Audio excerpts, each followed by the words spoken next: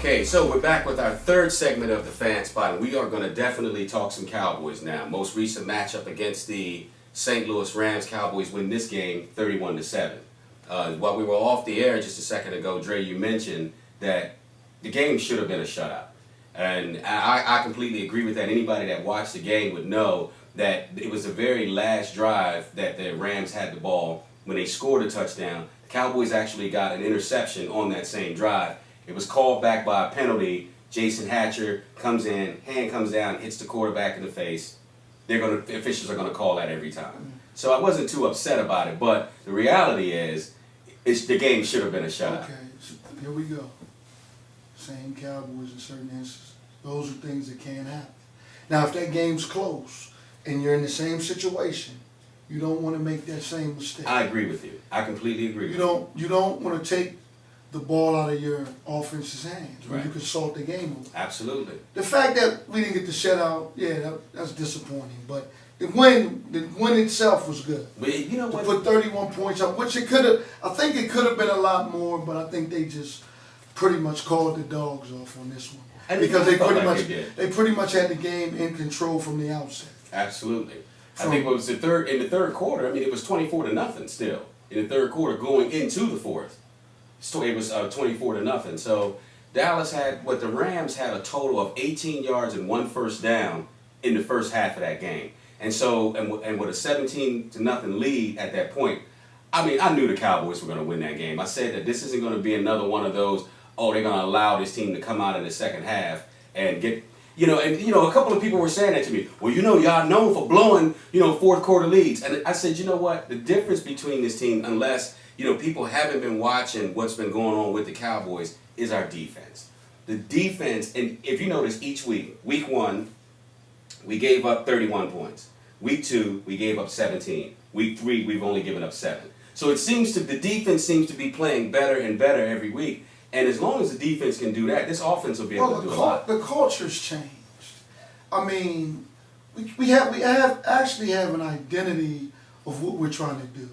We're trying to run a defense that fits the personnel that we have. And that is the key. That's what we've been lacking in past years. I'm not saying, that this is the number one defense, but you have to turn it around at some point. Right. They're turning it around. They're starting with their defense. And the offense is there. So if you can, as many takeaways as you can get, that gives your offense that many more opportunities with the football. Right. And that gives you more opportunity to score points. As well as in this game, we've done something that we were unable to do in the first 2 games. We were able to move the chains running the ball. That, to me, was a performance and a half. I didn't expect the Cowboys to have that much success on the ground. And it was like during the week, they kept talking about, well, the Cowboys need to run the football. And I'm thinking, well, there are still some little things that need to be worked out, with Mackenzie Bernardo and Brian Waters, working those 2 guys in. Those guys getting a feel for what needs to happen in the middle. I just didn't think that the running game would really take off the way that it did on Sunday, but they surprised me. We just can't abandon the run. The run is something. If you look at games, if you go back over Tony Romo's career, if you just pull up every game and just dissect each and every game, see what our rushing yards were, you'll see that. You'll see that his performance. Excuse me.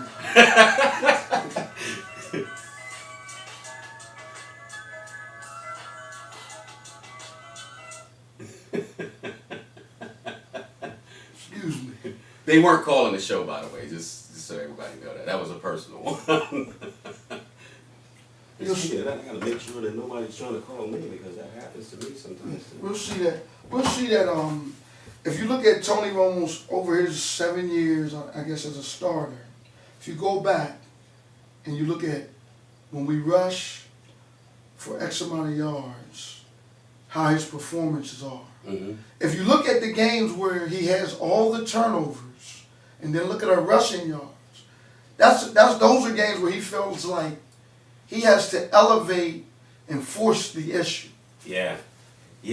Last week, 210, which is for low. Romo. It's low. It's very low. Because Romo's I'm gonna say he can throw for almost 300 yards every week. I guess he can. That was about his average. That's the type of quarterback he is. Right. If you want to say numbers, I know people say the numbers, this, that, but the numbers they don't lie. That's right. So when you look at Tony Romo, he's a constant 300-yard passer. He's broke all our 300-yard passing stats. He's almost has every quarterback in stat in Cowboy history. So right. He's doing something right, but you got to support him with a running game. Yeah. Imagine Tony Romo with Emmitt Smith. I think it would be a different Tony Romo. You know what? He makes mistakes, but right. when we can run that football, he's at ease, and he throws with much more confidence and poise. Absolutely. And you know what? I'll tell you this. I'm not putting the cart before the horse here, but again, we were talking about that offensive line. And when I look at some of the running backs that we have, I mean, I like DeMarco Murray. But behind DeMarco Murray is Philip Tanner, Lance Dunbar, and I can't wait to see what's going to happen once we start to get Joseph Randle in the mix of those four guys. Because as the season goes on, trust and believe, we're going to need to utilize all four of those backs. Because DeMarco Murray's been, honestly, I think he's a little brittle. I think he's a little brittle too. And inconsistent. So to have a successful season, like the Redskins got from Alfred Morris. Right.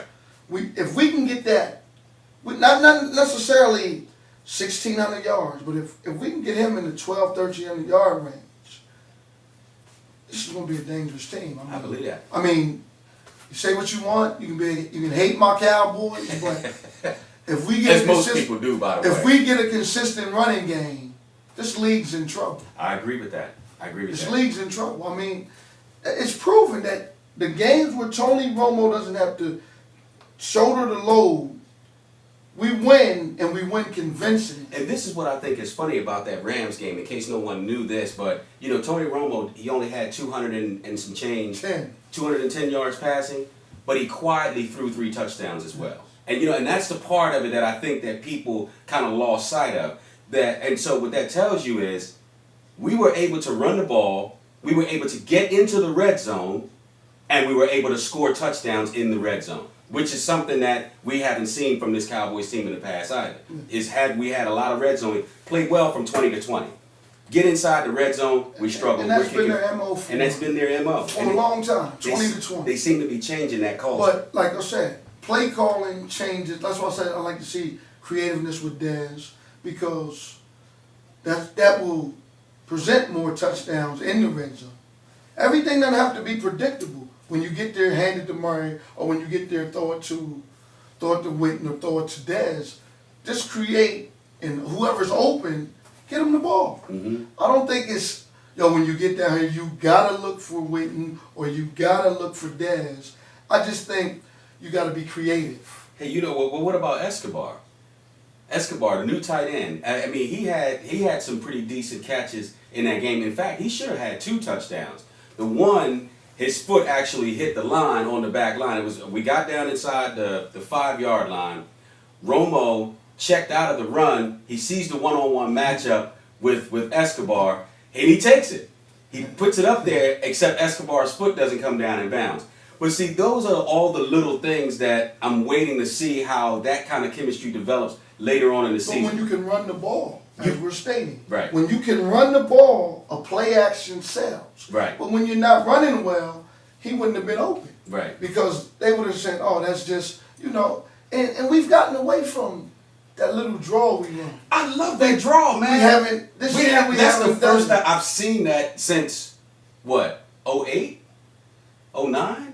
I haven't seen us run that, consistently like that in a long time. We shied away from that for some reason. Yeah. I mean, it was always the look down and right. Because you had me a few times. I mean, but you know what? This is what I'd like to know. What is wrong with Miles Austin? I feel like that he's just pretty much disappeared from our offense. Let me give you an example, Miles Austin. He's walking in backwards, getting his paycheck, got his hand like this here. He got the money. He's fat. His pockets are sitting out here. He's walking around Dallas like, You know, he got all the ladies and Right. but he can't take a hit. Yeah. I mean, I'm glad you asked. I wanted to put him in there Mm-hmm. because for this team to be successful, Dez is going to need somebody other than Witten Right. that can draw some type of coverage. And Miles Austin, I mean, every time he runs a route, I mean, you're scared he's going to pull his hamstring. And that's the thing. And that's exactly what happened in that game. He catches the ball. He's falling backwards out of bounds. He gets up and he hobbles over to the sideline. And I'm like, the guy didn't touch him. What happened? And then I hear, oh, he has a mild hamstring pull. Are you kidding me? We went through all of that in the offseason to get you right. And you still and you catch one pass, you know, a long pass, you catch one, stumble out of bounds, pull a hamstring. I mean, he's coming to the games with a mask and a gun. well, He done stuck Jerry up good. You know, in my mind, I think that we really need to start utilizing Dwayne Harris a little bit more. Yes, yeah. You know, Oh, I wish him and Romo would get back to that. yeah. That report that they had at the end of last season. I Yeah. mean, those guys were, oh man, they were clicking. Yeah. And if that could have been clicking like that with Dez, then you can do some things. And then you can start to put pressure on Miles. Either you're going to play or you're going to sit. Right. I mean, okay, well, Dwayne Harris is going to be the number one guy. I mean, I can't put my finger on it with Miles. I can't either. I really can't. Because It looks like he's trying, but then yes. I'm like, Mal, like you said, was it you that said that? Miles has some business decisions. He's making business decisions, and that's what it feels like. It feels like, you know, he'll run certain routes and he's not making those hard cuts anymore. You know, because he seems like he's so afraid. Oh, if I do it, but the thing is you're getting lost in games. If Dez is double covered, like, you know what? In fact, let's kind of going back to that Kansas City game. That was one of the things that bothered me the most, because if, let's say we take Dez out of the game. Now, of course, Dez went off in that game. But at some points, you know, they would, you know, double up on him.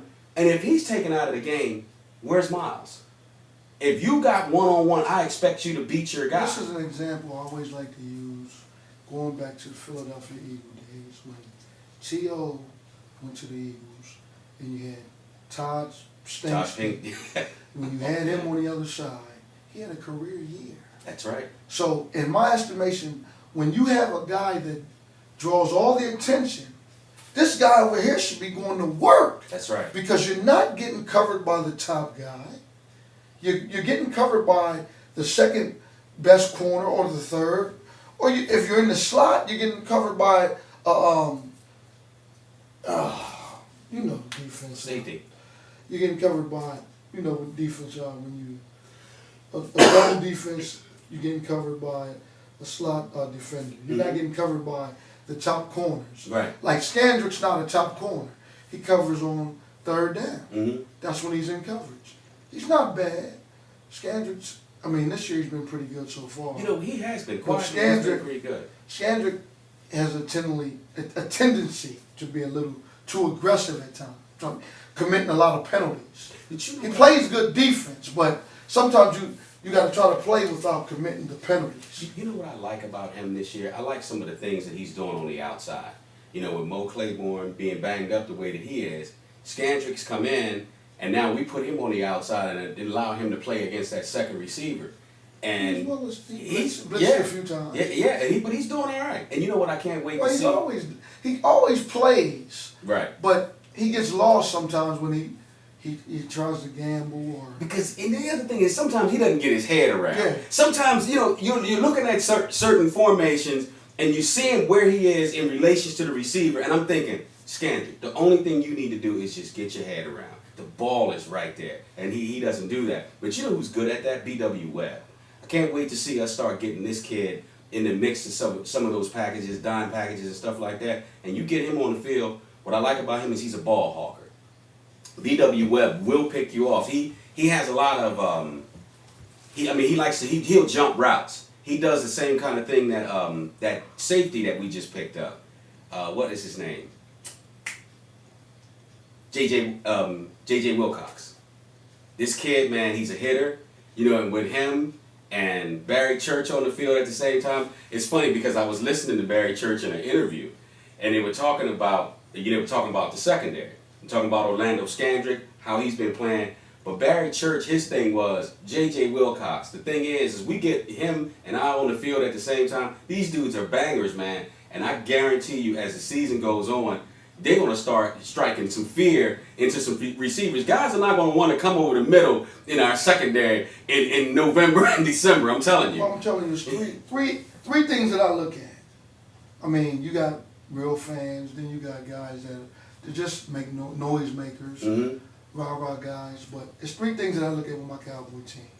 I don't care who comes at me, whatever you have to say. You can talk about them, they're inconsistent, blah, this, blah, that. My thing with them is third down on offense and third down on defense in our running game. If we can keep those three phases of our game, okay, if we can do well on third down, getting teams off, and third downs, getting first downs, and running the ball, running the football. The Cowboys, that's where the problems have lacked in the 15 years that I've watched them where they struggle. Yeah.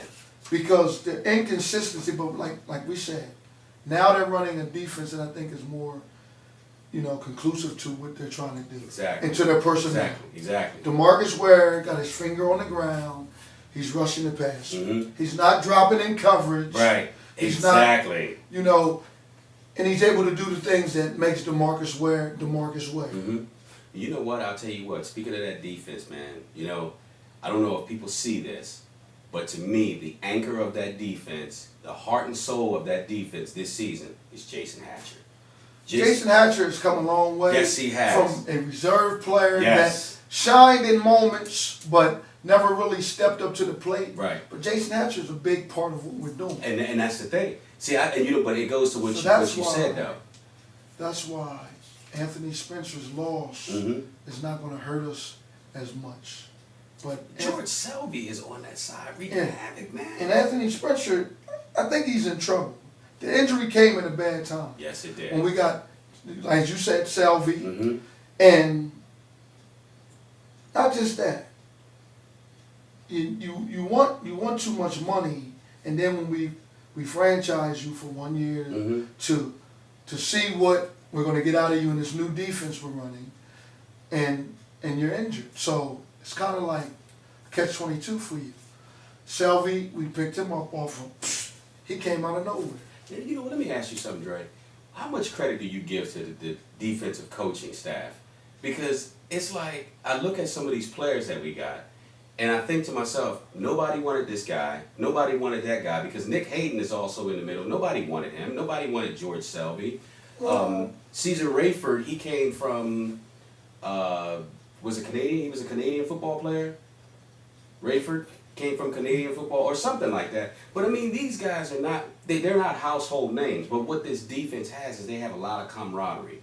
And I haven't seen that kind of energy. I haven't seen them play with the kind of energy that they're playing with right now since Rod Marinelli and Monty Kiffin is, has joined this coaching staff. Monty Kiffin is a veteran.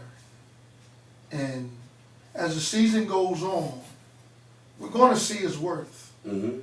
And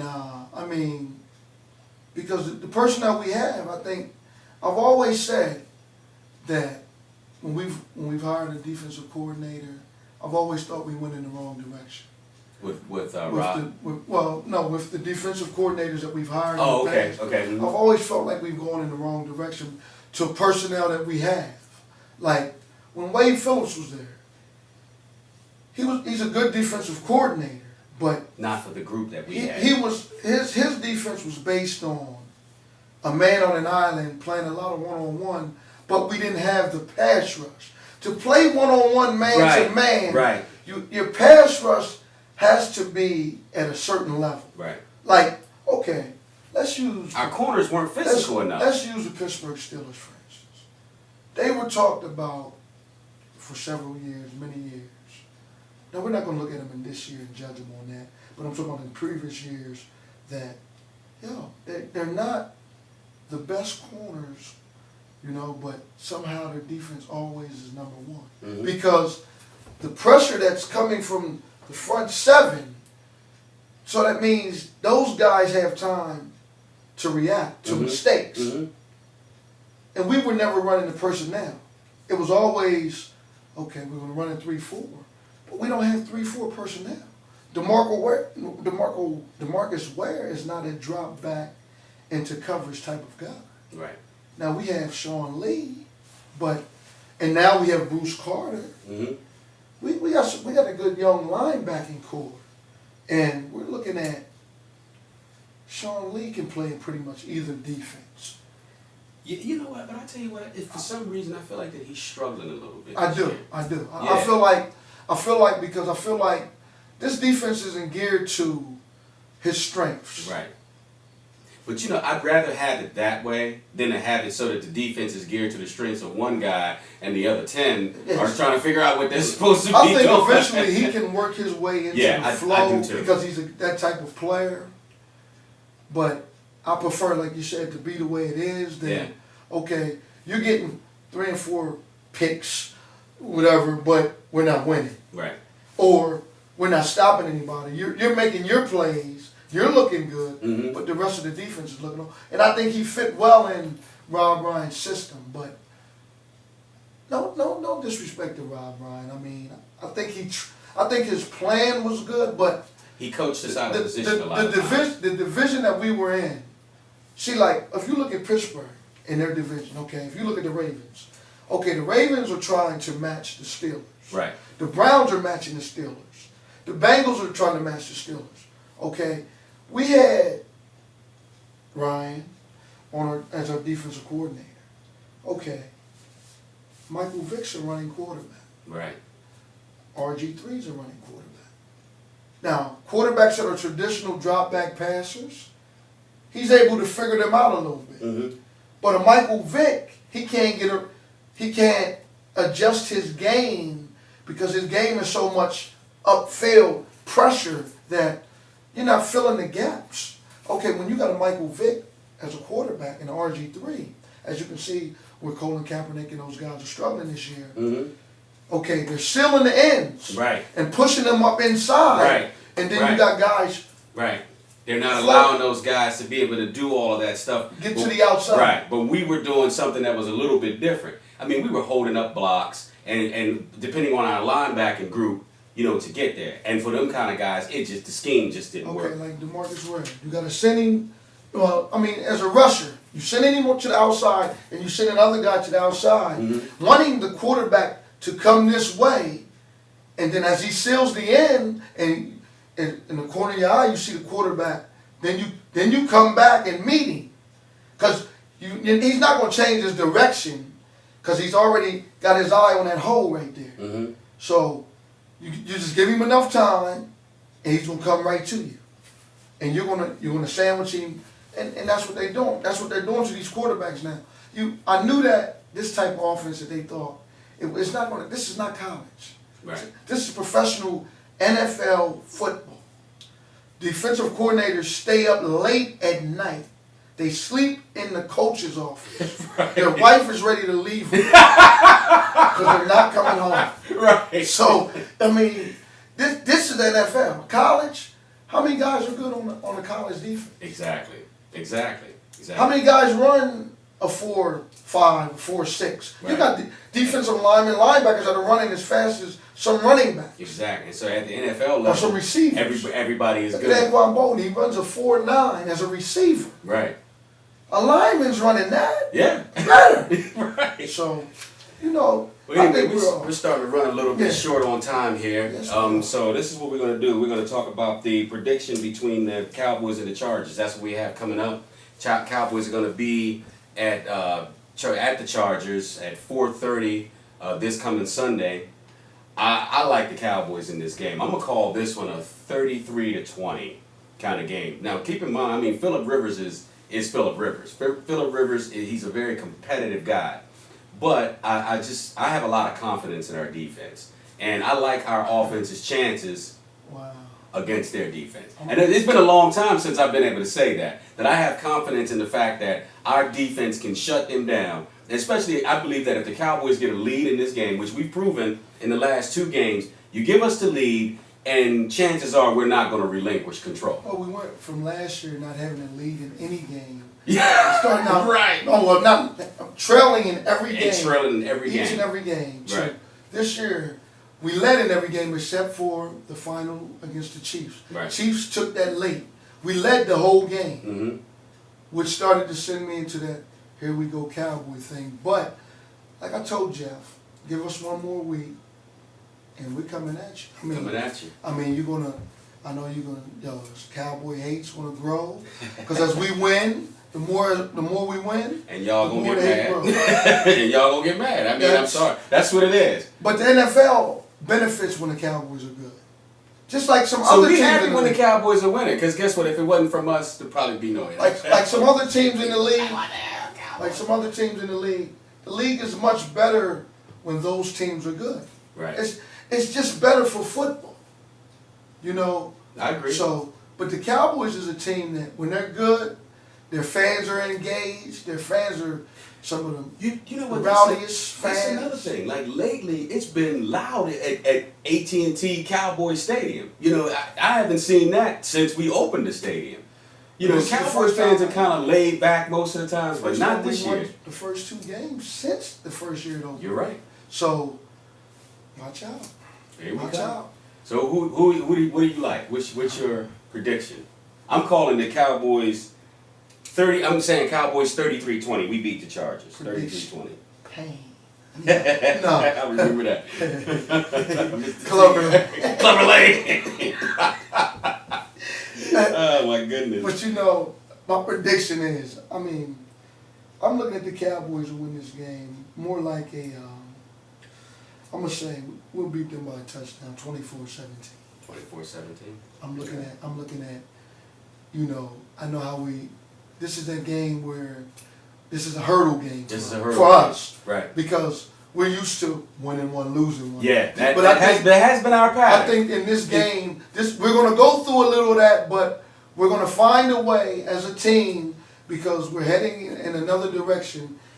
And like Jeff said earlier, remember Jason Hatcher? That's the guy that is becoming a very good leader for our defense, and as well as our team. Because if you look at it, DeMarcus Ware is a leader, but he's a silent leader.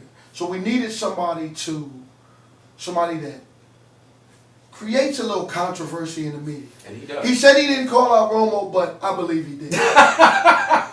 And you know what? And if he did, obviously it was a good thing because the Cowboys ended up winning that game 31-7. You need that. You need that. As a team, you need to know, okay, I'm playing for this guy, he's playing for me. Step up. Right. Nonchalant play is not going to get it done. Exactly.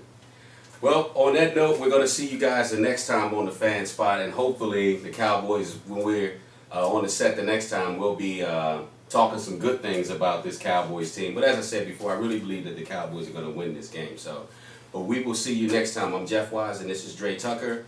Talk to you next time on the Fan Spot. So long.